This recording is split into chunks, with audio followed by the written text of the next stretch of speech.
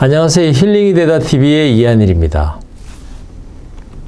오늘은 65강 19장 내 회로의 재연결 뉴로피드백에 관한 강의 세 번째 시간 노숙자에서 간호사로 또 뉴로피드백을 시작하다 이런 주제로 말씀을 드리겠습니다.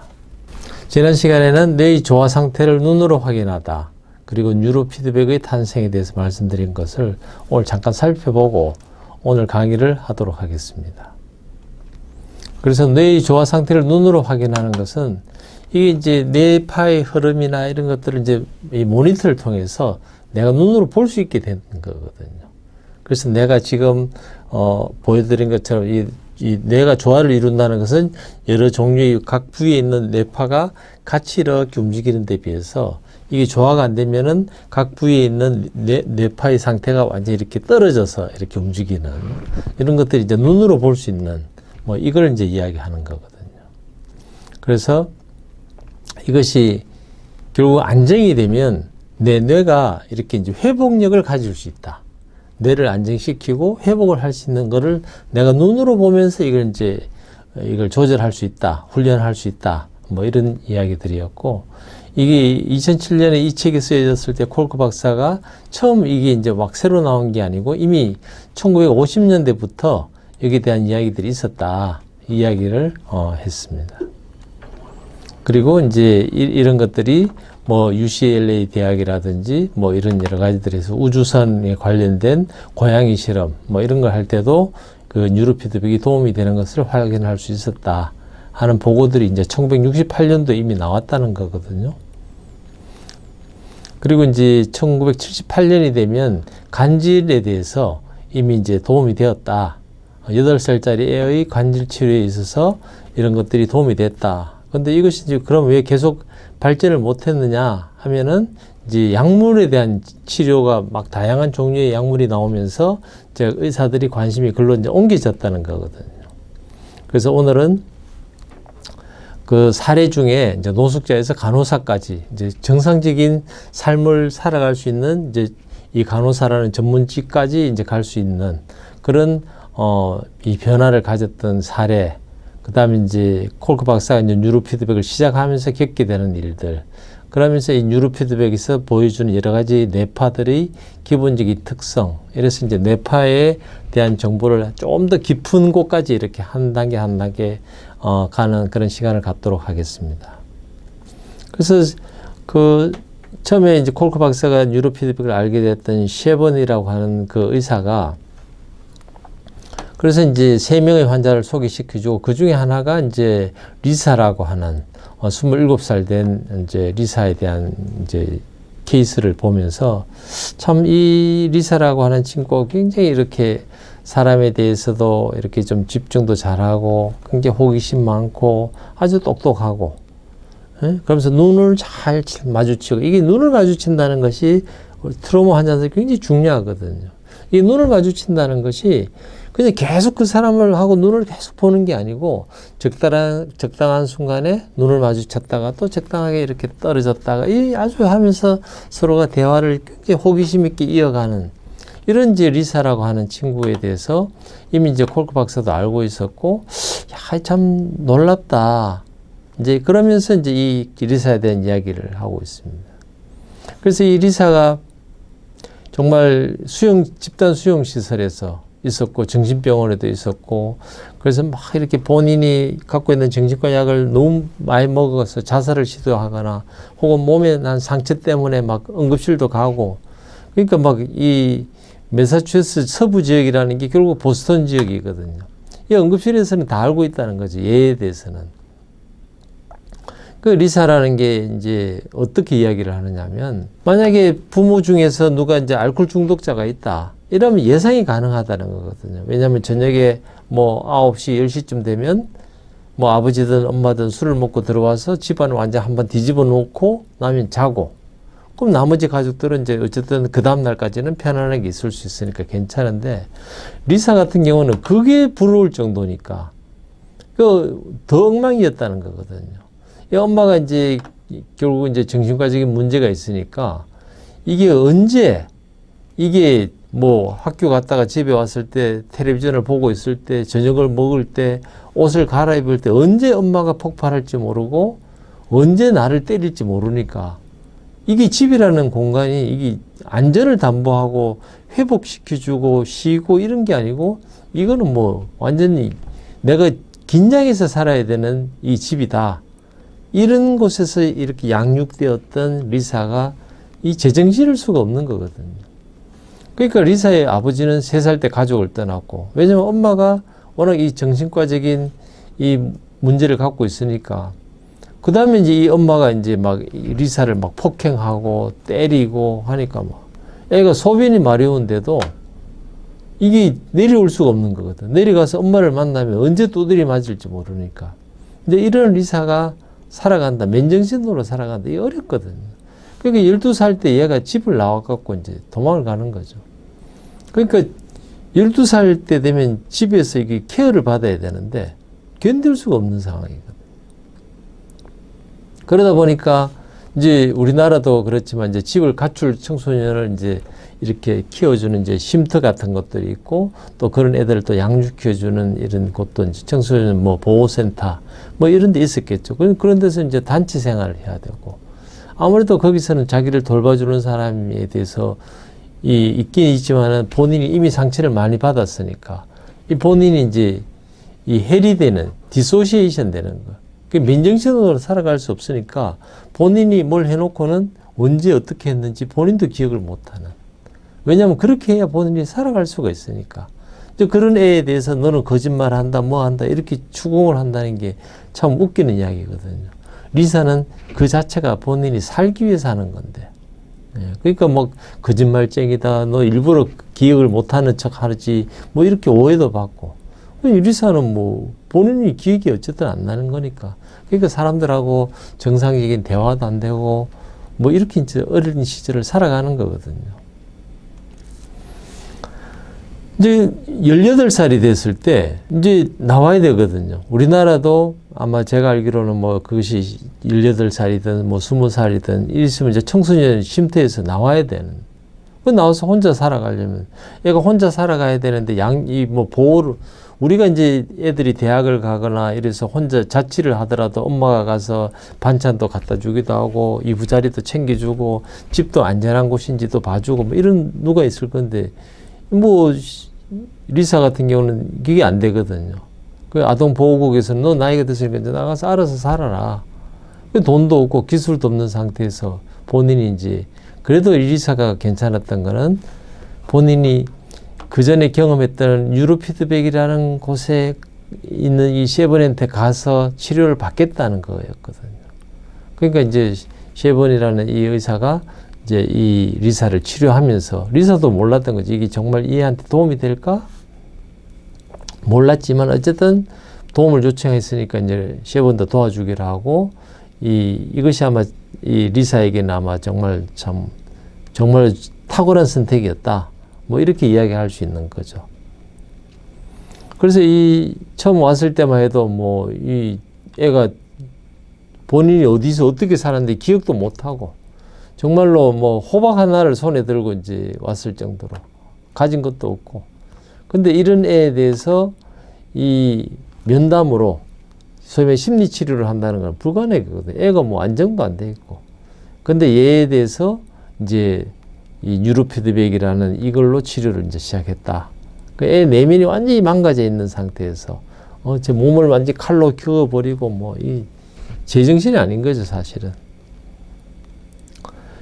그래서 이제 애가 겁이 나 있었고, 왜냐면 엄마한테 언제 두드려 맞을지 모르니까. 그리고 신경이 늘 곤두서 있고, 눈을 감을 수도 없고, 언제 뭐 엄마가 와서 두드려 팰지, 사람에 대해서 안전한 것도 없는 이런 상태에 애가 완전히 뭐 쇼크를 받다 있는 충격에 빠져서 어떻게 살아야 될지를 모르는 제대로 숨이나 쉴 수 있을까 하는 상태에서 이제 얘한테 이런 뉴로피드백을 이제 시도를 하는 거거든요. 그래서 얘는 어린 시절에 막 그런 해리 증상, 이 뭐 기억력이 없고 완전히 내가 어떤 상태에 있었는지 기억도 못할 정도로 그런 이제 애에 대해서 이제 셰번이라고 하는 이 뉴로피드백을 하는 분이 이제 얘를 이제 서서히 이제 치료를 하면서 이렇게 했다는 거거든요. 그런데 이제 이 리사가 그 17살 때, 그러니까 아직은 이제 청소년 쉼터 같은 곳에 있는 그때 막 애가 몸을 완전히 그 깡통 뚜껑으로 긋고 사람들 응급실도 데리고가고, 근데 본인은 어떤 일이었는지 기억도 못하고 정말 이거 심각성에 대해서 이제 이렇게. 근데 이 리사가 똑똑했던 거는 입원 치료 프로그램에, 그러니까 이제 자살을 시도하니까 정신과 병동에 넣어서 폐쇄 병동에 넣어야 되는 게 이제 자살을 시도하지 못하도록. 근데 리사는 알았는 거죠. 이 약을 먹어서는 안 된다. 그래서 이제 이 얘가 이제 본인이 독립을 하고 본인 스스로 선택하게 됐을 때는 본인이 약을 끊고 시어머니에게 와서 내가 이 뉴로피드백 치료를 했으면 좋겠다. 이제 이 이야기를 이제 지금 하고 있는 거거든요. 그래서 일주일에 이제 3번씩. 그래서 이제 뭐 시어머니 이제 일주일에 2번씩 이렇게 우측 전두엽에 이제 일정한 패턴이 나더라도 패턴이 이제 안정이 되고 슬로우 패턴이 나도록 이제 처음에는 그렇게 안 되지만 자꾸 본인이 모니터를 보면서 이렇게 쫙 하다 보면 어느 순간에, 왜냐면 내가 원하는 패턴이 나타나려면 내가 마음의 편안함을 가져야 이게 나타나거든요. 그 처음에는 편안하게 앉혀놔도 머릿속이 복잡하니까 뇌파는 막 복잡한 패턴을 그리지만 어쨌든 목표가 내가 이걸 머리를 어쨌든 안정을 시켜야 내가 원하는 그래프가 내 눈에 보이니까 이제 자꾸 앉아 있다 보면 이제 훈련을 자꾸 하면서 내가 원하는 패턴이 나타나도록 내 스스로를 자꾸 안정을 시키고, 나도 그래프를 보고 아직 안정이 안 됐네. 그러면 조금 더 노력을 해보고 노력하다 보면 이제 애가 이제 그렇게 된다는 거거든요. 근데 이렇게 하다 보니 어느 날 이제 보통은 세탁실이 이제 지하에 있는데, 지하에 세탁실이 있는 데는 보통 보면 혼자 가서 세탁하고 있으면 무섭잖아요. 특히 여자애가. 근데 혼자 있어도 초조하지도 않고 뭐 무섭지도 않고, 그전에는 내 귀 속에 뭐가 자꾸 이상한 소리가 들렸는데 어느 날 보니까 그런 소리도 안 들리고, 그러니까 이제 편안해진 거거든요. 그러니까 어느 날 이렇게 싹 정리가 되면서 내 삶이 좀 안정이 된다? 그러니까 본인이 했던 거는 뉴로피드백을 일주일에 2번씩 와서 그런 내 팔을 안정시키는 역할만 자꾸 노력을 했는데 본인이 안정이 된 걸 어느 날 알았다는 거거든요. 그러면서 이제 뭐가 되느냐면 이 본인의 감각이 이렇게 일정한 패턴이 되면서 옛날에 내가 이렇게 엄마로부터 구타를 당했구나 하는 이야기를 남 이야기하듯이 이렇게 하나의 스토리로서. 그래서 그 전에 우리가 이제 트라우마에 대해서 공부를 해보면 트라우마가 있는 사람들은 육하 원칙에 의해서 이렇게 이야기를 하나의 스토리로 이야기를 만들지 못하고 이거 이야기 찔끔 저 이야기 찔끔 하면서 듣는 사람은 이야기가 막 널뛰게 하는 거죠. 이 이야기도 찔끔 했다 갑자기 저 이야기 했다가 막 이러니까 하나의 이야기가 안 되는데, 이제 리사는 이 전체 이야기를 내가 어릴 때는 이렇게 해서 엄마가 화가 났고 그럴 때 내가 이렇게 했고 내가 청소년 쉼터에 갔을 때는 이렇게 행동을 했었고, 이게 이제 하나의 스토리로서 이야기가 됐다는 거는 그만큼 리사가 회복이 됐다. 이제 이 이야기를 하는 거죠. 그래서 이게 앞에 있던 것들의 연결을 쭉 이제 설명을 할 수 있다. 이거는 이제 그만큼 이제 뉴로피드백을 통해서 리사가 굉장히 이제 이게 회복이 많이 이루어졌다. 이제 이렇게 되는 거거든요. 그래서 이 리사가 이제 누구하고 어떤 관계를 가지려면 막 두려웠는데, 이제는 이제 그렇게 이제 없어지는 거죠. 이게. 이 뉴로피드백을 하고 나서는 이제 이런 관계들이나 사람들에게 대해서 혼란스럽거나 이게 안 되고, 우리 소위 말해서 이제 아티큘레이트 영 우먼이라고 이야기하는 아주 이렇게 정말 똑부러진, 이 친구가 어릴 때 이제 그런 상황에서 끝없는 절망, 혼란, 여기서 이제 빠져나왔다는 거거든요. 여기 빠져나온 게 뭐냐? 이게 이제 뉴로피드백이고, 이로 인해서 콜크 박사도 자기의 그 트라우마 센터에 뉴로피드백을 도입을 해야 되겠다. 이제 이런 생각을 했죠. 그래서 지금도 이 콜크 박사라는 트라우마 센터에서는 뉴로피드백을 이제 전문가를 키우는 그런 과정들을 하는데, 실제로 이제 뉴로피드백이 이제는 장비가 굉장히 다양화되고 뭐 우리가 쉽게 쓸 수 있는 장비가 되다 보니까 뭐 조그마한 비용만 들이면 뭐 누구라도 이걸 갖추고, 물론 이제 뭐 개인이 한다고 되는 건 아니지만 이런 트라우마라든지 그런 거에 대한 지식을 가지고 이제 이걸 해야 되니까 아무나 한다고 되는 건 아니지만 어쨌든 뭐 뉴로피드백은 굉장히 흔한 치료가 됐고 우리나라에서도 이걸 하는 데가 많아졌다. 이제 이 이야기를 할 수 있습니다. 그래서 이 이제 뉴로피드백을 이제 콜크 박사가 이제 시작을 했다. 왜냐하면 너무 효과가 좋으니까. 그래서 이제 장비를 뭐 이제 대학에 있으니까 병원에 이제 해서 장비를 사도록 하고 이걸 하게 되면 이제 그 일하는 사람들이 그 장비를 훈련을 받아야 되는데 그 중에 이제 한 명인 그 마이클이라고 하는 의사가 이제 그걸 자꾸 하다가 이제 본인이 이제 이걸 이제 테스트를 하면서 뉴로 피드백을 받아보는 거죠. 이제 장비가 이렇게 돌아가고 옆에서 앉아서 뉴로 피드백 치료를 받을 때 옆에 사람은 뭘 이야기해 줘야 되고 이제 이런 걸 할 때 마이클이 이제 본인의 이야기를 하기는. 그전에는 많이 두렵고 신경이 막 깔까먹고 막 기분이 이상했는데 이걸 하다 보니까 본인이 되게 편안했다. 본인이 지금 안전하고 편안하고 마음이 막 열린 것 같은 느낌이 든다.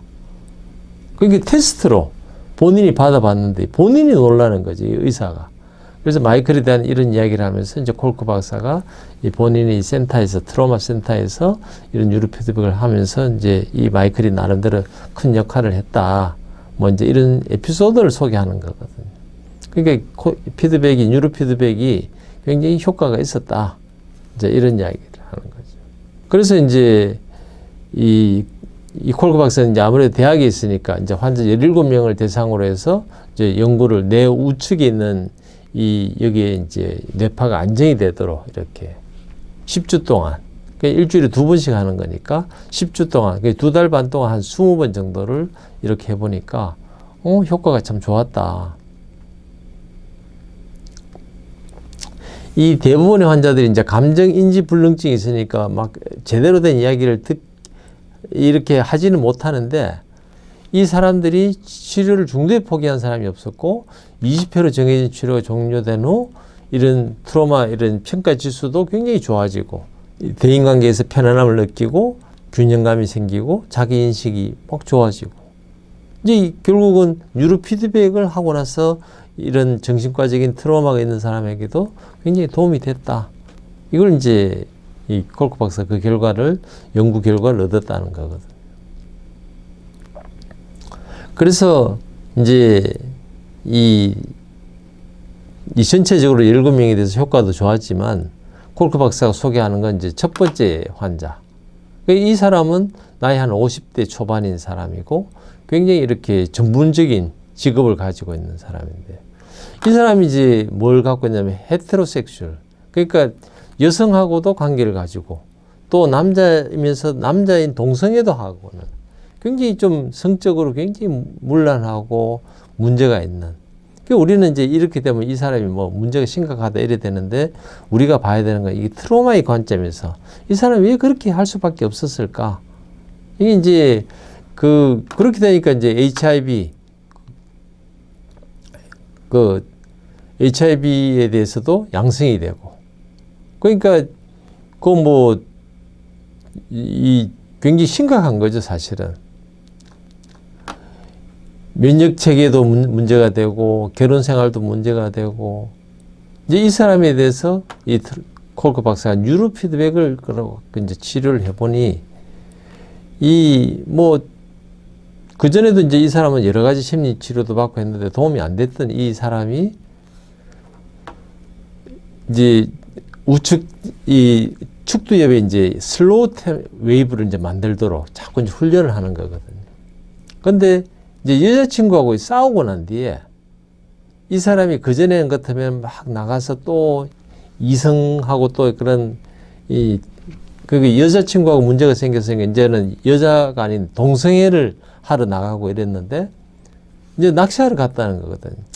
화가 나니까 여자친구하고는 막 이렇게 좀 떨어져 있었지만 그전 같으면 동성애를 하러 갔을 거를 그냥 낚시하러 가고 이제 그런 식으로 낚시에서 편안함을 찾고 이 사람이 했는 거는 그냥 이 뉴로 피드백만 했는데 근데 한 3주간 뉴로 피드백을 휴가 때문에 중단해 보니까 다시 옛날과 같은 패턴이 나타나고 그는 다시 돌아와서 한 6개월 정도 하고 나서는 4년 동안 동성애도 하지 않고 굉장히 안정적인. 그러니까 HIV 후천성 면역 결핍성 완전히 뭐 우리가 소위 말해 이제 성병 중에서는 제일 지독한 거죠, 사실은.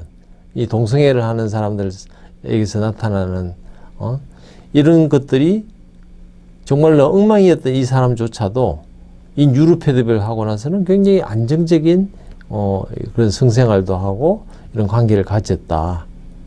그래서 참 콜크 박사도 놀라는 거죠. 그러니까 뭐 어떤 상황에서 단지 뉴로피드백만 했는데 막 충동적으로 이상한 성적인 행동을 하던 게 이 사람은 아주 편안하게 이 이제 뇌의 패턴을 가지게 됐다. 그러면서 이제 이 뉴로피드백의 효과에 대해서 이제 처음에는 셰번이라고 하는 그 의사한테 가서 이제 보고 또 리사를 만나면서 도움이 될 수 있겠다라는 생각을 가지고 했는데 콜크 박사 실제로 해보니까 뉴로피드백이 참 도움이 되더라. 이제 이렇게 되는 거거든요. 그래서 이제 65강에서는 이 뉴로피드백의 효과에 대해서 본인이 이제 들었던 거 또 체험했던 것들, 실제 겪었던 케이스들을 이야기하고 이제 66강에서는 느린 파부터 빠른 파까지 뇌파의 기본 특성, 그리고 뇌파의 발화율과 각성 상태의 관계, 그리고 집중력 강화 훈련 이런 내용에 대해서 말씀드리겠습니다. 시청해 주셔서 고맙습니다.